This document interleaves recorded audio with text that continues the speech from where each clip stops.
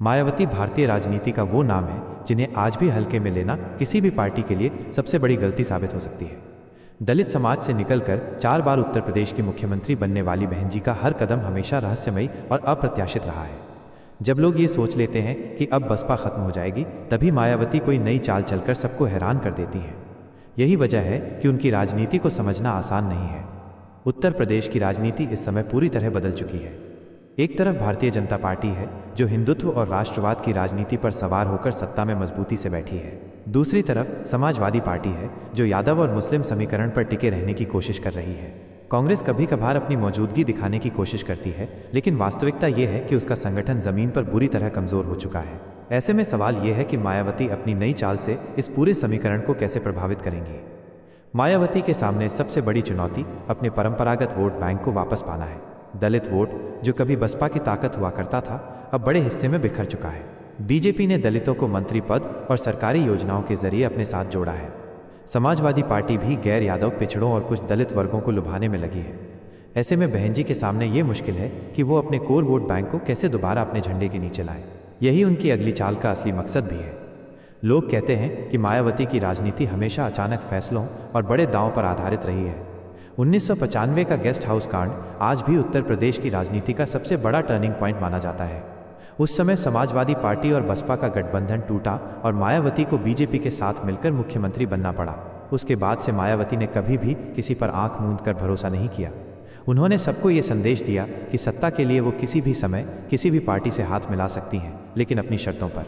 यही उनका अंदाज रहा है और यही उनकी सबसे बड़ी ताकत भी है। उनकी नई चाल का संकेत हाल के महीनों में साफ साफ दिखाई दे रहा है। उन्होंने विपक्षी गठबंधन से दूरी बना ली है।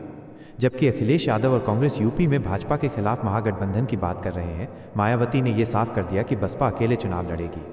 इसका सीधा मतलब यह है कि वो अपनी स्वतंत्र राजनीतिक पहचान को बनाए रखना चाहती हैं। उन्हें पता है कि अगर वो किसी गठबंधन में गई तो दलित समाज उन्हें फिर से किसी का सहारा मान लेगा, जबकि वो खुद को दलितों की मसीहा के तौर पर दिखाना चाहती हैं, न कि किसी और के पीछे चलने वाली नेता। लेकिन इसके साथ ही वो एक और चाल चल रही है। उन्होंने अपने भाषणों और प्रेस कॉन्फ्रेंस में मुस्लिम समाज के प्रति नरमी दिखानी शुरू कर दी है। वो बार बार कहती हैं कि भाजपा सरकार अल्पसंख्यकों को डराकर राजनीति कर रही है और बसपा ही उन्हें सही सुरक्षा और सम्मान दे सकती है। ये बयानबाजी बताती है कि मायावती एक बार फिर दलित मुस्लिम गठजोड़ को मजबूत करना चाहती हैं। उन्हें पता है कि उत्तर प्रदेश की राजनीति में यही सबसे ताकतवर समीकरण है।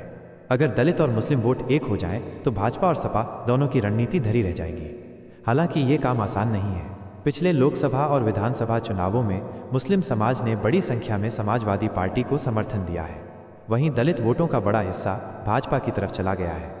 मायावती को इन दोनों वर्गों को फिर से जोड़ने के लिए सिर्फ बयानबाजी से काम नहीं चलेगा। उन्हें अपने संगठन को मजबूत करना होगा, जमीनी स्तर पर कार्यकर्ताओं को सक्रिय करना होगा और युवाओं को जोड़ना होगा। यही उनकी नई चाल का सबसे अहम हिस्सा है। मायावती को यह भी समझ आ चुका है कि आज की राजनीति सिर्फ जनसभाओं और रैलियों तक सीमित नहीं है। अब सोशल मीडिया सबसे बड़ा हथियार है। लंबे समय तक बसपा इस मामले में पिछड़ी रही। पार्टी का डिजिटल प्रेजेंस लगभग नगण्य था, लेकिन पिछले 1 साल में इसमें तेजी से बदलाव आया है। ट्विटर पर बसपा के आधिकारिक हैंडल से लगातार बयान जारी होते हैं। फेसबुक और यूट्यूब पर नए नए पेज बनाए गए हैं। मायावती के पुराने भाषणों को एडिट करके वायरल किया जा रहा है। दलित युवाओं को ऑनलाइन प्रचार की जिम्मेदारी दी गई है। ये साफ है कि बहन जी की नई चाल में डिजिटल राजनीति बड़ी भूमिका निभाने वाली है। राजनीतिक विश्लेषकों का कहना है कि मायावती का सबसे बड़ा दांव टिकट बंटवारे में दिखाई देगा। अब तक बसपा पर आरोप लगता रहा है कि पार्टी टिकट पैसों के आधार पर देती है, लेकिन इस बार चर्चा है कि मायावती पढ़े लिखे और युवा चेहरों को ज़्यादा मौका देंगी। अगर ऐसा हुआ तो बसपा की छवि में बड़ा बदलाव आएगा और नए वोटर पार्टी की तरफ आकर्षित होंगे। इससे मायावती का संदेश जाएगा कि वो अब सिर्फ पुरानी शैली की राजनीति नहीं कर रही हैं, बल्कि समय के हिसाब से बदल रही हैं। उनकी नई चाल को लेकर एक और दिलचस्प पहलू ये है कि वो भाजपा पर बहुत तीखे हमले करने से बच रही हैं। वो भाजपा की नीतियों की आलोचना करती हैं, लेकिन उनकी भाषा उतनी आक्रामक नहीं होती जितनी पहले हुआ करती थी। यही कारण है कि विरोधी उन्हें भाजपा की बी टीम कहकर तंज कसते हैं।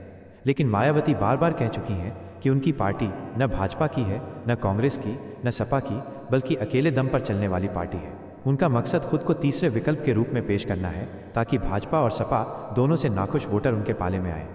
मायावती की राजनीति हमेशा प्रतीकों पर आधारित रही है। लखनऊ में बने अंबेडकर पार्क, कांशीराम स्मारक और जगह जगह लगी उनकी मूर्तियां आज भी उनके समर्थकों के गर्व का कारण है। विरोधी इसे फिजूल खर्ची कहते हैं, लेकिन मायावती ने हमेशा कहा कि जब अमीर और सवर्ण नेता अपनी पहचान के लिए बड़े बड़े स्मारक बनवा सकते हैं तो बहुजन समाज क्यों नहीं। यही सोच उन्हें अलग बनाती है। उनकी नई चाल में भी ये प्रतीकवाद दिखाई देगा। वो एक बार फिर बाबा साहब अम्बेडकर और कांशीराम के नाम पर कार्यक्रमों को तेज कर रही हैं। वो चाहती हैं कि दलित समाज को ये महसूस हो कि बसपा ही उनकी असली पहचान है। आज भी गांव-गांव में जब चुनाव आते हैं तो बसपा का हाथी चिन्ह दिखाई देता है। ये अलग बात है कि वोट प्रतिशत घट गया है, लेकिन अस्तित्व मिटा नहीं है। यही मायावती की सबसे बड़ी पूंजी है। उनकी चाल यही होगी कि इस बिखरे हुए वोट को एकजुट किया जाए और उसमें मुसलमानों को भी जोड़ा जाए। अगर वो इसमें सफल हो जाती हैं तो परिणाम चौंकाने वाले हो सकते हैं। इतिहास गवाह है कि मायावती ने जब जब लोगों को कमज़ोर लगी हैं तब तब उन्होंने सत्ता पर वापसी की है। 2007 का चुनाव इसका सबसे बड़ा उदाहरण है, जब उन्होंने अकेले दम पर बहुमत हासिल करके सबको हैरान कर दिया था। उस वक्त भी किसी को यकीन नहीं था कि बसपा ऐसा कर पाएगी, लेकिन मायावती ने बहुजन से सर्वजन का नारा देकर सभी जातियों को साथ जोड़ लिया। उनकी नई चाल भी इसी तरह का कोई बड़ा प्रयोग हो सकती है। भले ही विरोधी उन्हें खारिज कर दे, लेकिन सच ये है कि मायावती की नई चाल यूपी की राजनीति का खेल पूरी तरह बदल सकती है। अगर वो सिर्फ 50-60 सीटें भी जीत लेती हैं तो अगले विधानसभा चुनाव में उनकी भूमिका किंग मेकर की होगी। वहीं लोकसभा चुनाव में उनका प्रदर्शन राष्ट्रीय राजनीति में भी असर डाल सकता है। यही वजह है कि भाजपा, सपा और कांग्रेस सभी उनकी अगली चाल पर कड़ी नज़र रखे हुए हैं। मायावती हमेशा चुपचाप काम करती हैं और आखिरी समय पर फैसला सुनाती हैं। यही उनकी पहचान है। इसलिए ये कहना जल्दबाजी होगी कि बसपा खत्म हो गई है। असल में मायावती की राजनीति अभी भी जीवित है और उनकी नई चाल कब, कैसे और किस अंदाज में सामने आएगी ये कहना मुश्किल है। लेकिन इतना तय है कि जब भी वो कदम उठाएंगी, यूपी की राजनीति में भूचाल आना तय है।